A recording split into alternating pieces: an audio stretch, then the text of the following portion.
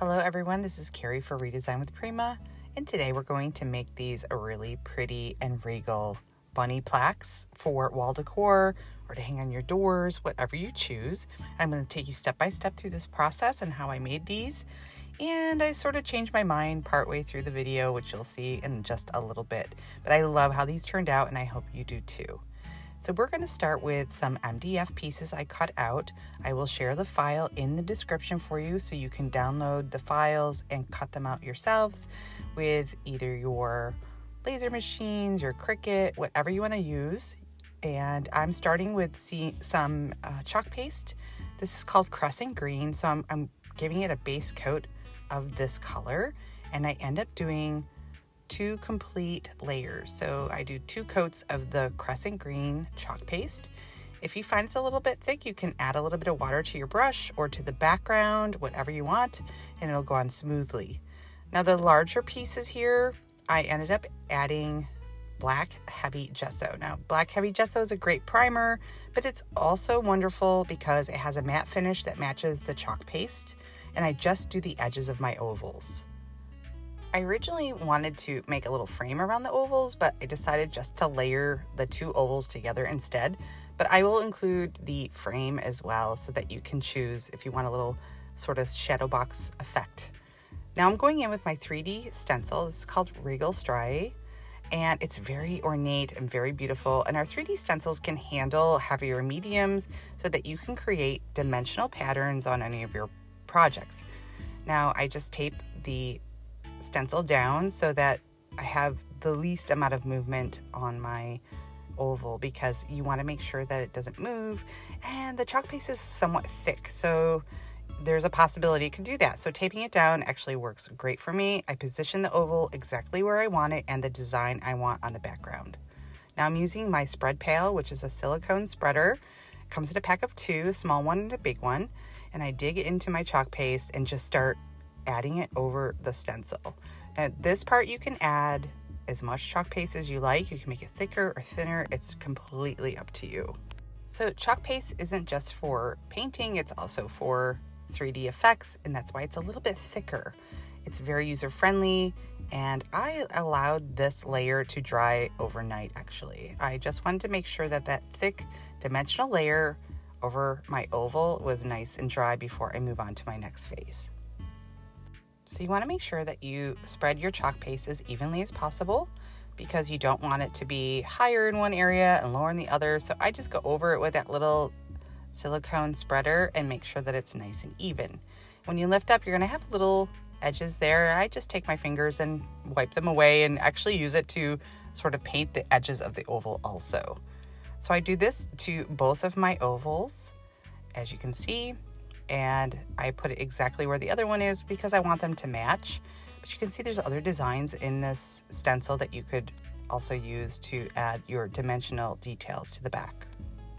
What's nice about the chalk paste too is when they dry, they do dry permanently. I do add a sealer to mine just because I want to move around some mediums later, but it does stay on when you add it. Now I'm moving on to the next phase, which is adding a glaze. So this is called Filter Noir. This is a Redesign with Prima glaze. And I wet the backgrounds of my dried pieces, and I just start moving that glaze around with the brush and a bit of water. This you can do in more than one layer. You can add it, let it dry, and then if you want it to be a little bit darker, you can do that too. And I just take a paper towel and I dab away at the high points because I want that black glaze to be more around the designs rather than over the top. So you see me just dabbing away the excess, which is totally fine. It's workable and fun to use. And here I add a little more water and I let it just sort of drip and pool into all those details. It makes them come to life even more.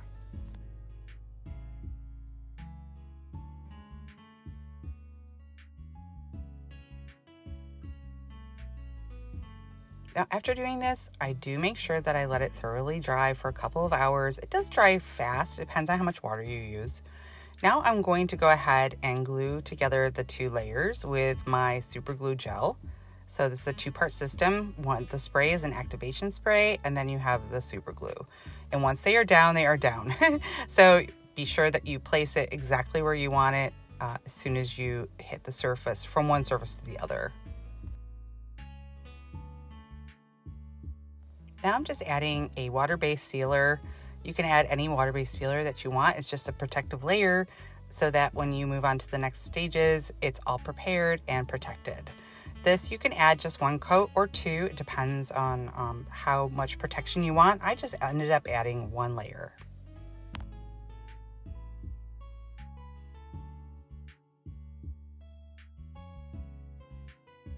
Now I'm taking the Vintage Gold Art Alchemy Decor Wax and adding it to those raised areas. Now you can use your finger or you can use a brush. I tend to prefer my finger because I feel like I have a little bit more control, and I want it on certain areas, not the entire. I don't want entire coverage is what I'm trying to say. I make sure I do the edges and even the black layer, and I can add as little or as much as I want at this stage, but it just added a little bit of that vintage glimmer, which is what I was going for. I also paint the backs with the black heavy gesso, and you also want to seal the backs as well. Now I use clear resin in my Meadow Whispers Decor Mould, and these are very Regal bunnies. You can see that they have a lot of detail, and these are so pretty. Now I'm going to do a gold leafing effect on the back of the resin castings. So I take a little bit of gilding glue, dab it into my tray, and use my brush to add to the back of the resin castings. And I add this as evenly and as thoroughly as possible. With gilding glue, you don't want like little bumps or pools of it. You want it as smooth as possible, and just make sure that you cover it entirely, because sometimes you do miss some spots. So just even coverage and make sure that you get every little area. The other thing to note is that when you put the gilding glue onto a surface, it is somewhat cloudy. What you want to do is make sure you set these aside after you've added that layer of gilding glue and let it get tacky. And you'll know it's ready when it goes clear. So that's the key. Make sure you let it get tacky before you start adding your gold leaf. Now I'm adding the Kasha gold leaf to the prepared surfaces. And at this stage also, you don't want to mess around too much with the gold leaf. You just want to tap it down on the surface and make sure that it covers the entire surface, because you will miss some areas, and you don't mean to, of course, but that happens. And then I leave it like this. I don't touch it with a brush. I let the glue set. So it's important not to start brushing away the gold leaf until that glue is dry, because it will make a very big mess, and you don't want that. So I'm just using a very soft brush. I'm going back and forth and making sure I get rid of all of that excess. There might even be some on the edges too, which is totally fine. You don't even really notice it that much, but you can usually take your finger and just kind of scrape that away a little bit. But yeah, usually with the brush, that's enough to remove all of the excess and get it exactly the way that you want it. I allow that gilding glue to dry for a couple of hours, depending on the humidity too. If it's humid, let it dry a little bit longer, but then you should be totally fine. And here you can see it's coming along so beautifully and perfectly. And I love that gold coming through the resin from behind. I did this on Christmas ornaments, and I just love the effect. So I thought I would sort of do this with the rabbits because it gave a chocolate bunny sort of effect. Now I'm going in with my liquid acrylic. It's ink black. It's our Finnabair ink black liquid acrylic. I'm wetting the surface of the rabbits and then going in with a very wet brush and adding that over the top of the resin casting. This is going to highlight all of the details beautifully, and you want to just add like a thin layer at a time. Don't go in too thick. Just add a layer and then dab away any excess or pools, of the liquid acrylic in certain areas, and then go back and add another layer if you're not happy with it. I'm usually careful around the faces because you don't want, blobs on the faces. You want to make sure that they're just highlighting all of those little details, and that's it. So this is actually a fun method, a fun way to highlight things. And then you just take a baby wipe and wipe away the excess and leave the ink to sort of stay in all of those little crevices and details of your rabbits. I just love how they turned out. I think that they look perfect for the color scheme and everything, the look that I'm going for. Now, these are just gold artificial leaves that I found at a hobby store. And what I wanted to do is add these to the bottom of my plaques. So I'm just cutting them apart with my scissors, and I end up using some of our Finnabair, our alchemy wax in sage leaves. So this is where I change my mind, but you'll see at the end what I do. It's a very light minty color. It's very beautiful, and I love that some of that gold still came through. But the problem is that once I got it all put together, I really didn't love the color with the entire project itself. So here I just keep going, and this is before I realized I wanted to change the color, and I'm just adding some of that super glue gel, taking some black satin ribbon and gluing it to the backs. So these are going to be my hangers. And I just make sure that I sort of turn them and dab a little glue on each part of the end of the ribbon, and then press it in and let them set just like that. Next, I start to add my leaves, and I'm also using the super glue gel just to adhere them to the bottom. And I do this in layers. So I do the gold leaves first, and then I add my castings, and then I add another little one at the top just to sort of build up the leafy bottom.